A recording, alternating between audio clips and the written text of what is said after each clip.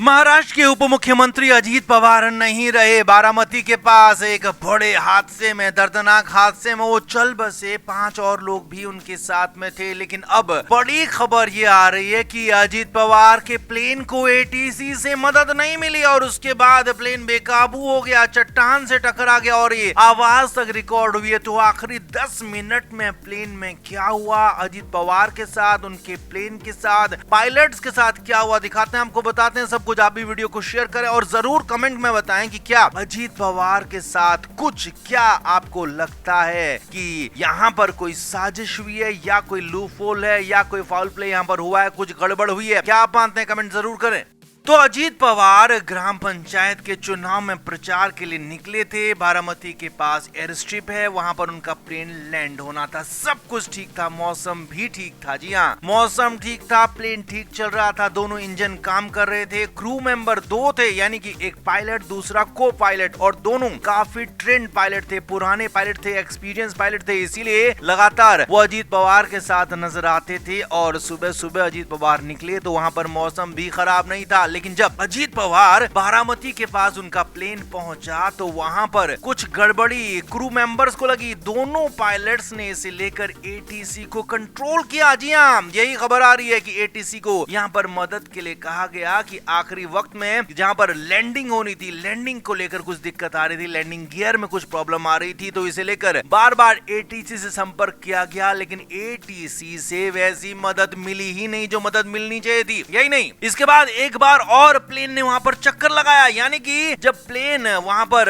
Runway पर land होना था तो वहां पर जब प्लेन लैंड नहीं हो पा रहा था तो पायलट्स ने वहां पर एक और ट्राई किया। एक और बार प्लेन को लगाया गया, चक्कर घुमाया गया, ताकि कोशिश ये रहे कि प्लेन कम से कम एक बार फिर वापस हो जाए तो क्रैश ना हो। इसकी पूरी कोशिश की गई थी कि प्लेन को क्रैश ना होने दिया जाए, प्लेन को बचाया जाए। लेकिन ये छोटा सा प्लेन था, प्राइवेट जेट था, उसमें फ्यूल भी बहुत उतना ज्यादा नहीं था कि बहुत देर तक उसे हवा में उड़ाया जा सके। और इसी वक्त दूसरा इंजन खराब हो गया। जी हाँ, ये भी खबर है, एटीसी की तरफ से भी बताया गया है कि वहां पर प्लेन का दूसरा इंजन अचानक खराब हो गया। पहले इंजन में दिक्कत वैसे ही आ रही थी, दूसरा इंजन पूरी तरह से फेल हो गया। तो ऐसी कंडीशन में फिर लैंडिंग ही एकमात्र रास्ता बचा हुआ था और लैंडिंग की कोशिश की गई। जी हाँ, यहीं पर फाइनली पायलट्स ने, जो दोनों क्रू मेंबर थे, उन्होंने तय किया कि प्लेन को अब लैंड कराएंगे, भले क्रैश लैंडिंग हो जाए लेकिन लैंड कैसे भी करवाएंगे। अब इसी दौरान जब प्लेन लैंडिंग की कोशिश हुई तो प्लेन बेकाबू हो गया, क्योंकि उस पर कंट्रोल नहीं रहा। टेक्निकल फॉल्ट इतने ज्यादा बढ़ गए कि अजीत पवार का प्लेन बेकाबू होकर सामने चट्टान से टकरा गया। और जैसे ही चट्टान से टकराया तो फ्यूल टैंक फट गया और फ्यूल टैंक में जो फ्यूल था वो निकला और उसके बाद जो तस्वीरों में दिखा वही हुआ। जी हाँ, वहां पर पूरी तरह से दर्दनाक हादसा हो गया। कुछ पल लगे, कुछ सेकंड, कुछ मिनट्स लगे और सब कुछ वहां पर धू कर खत्म हो गया। एक तरीके से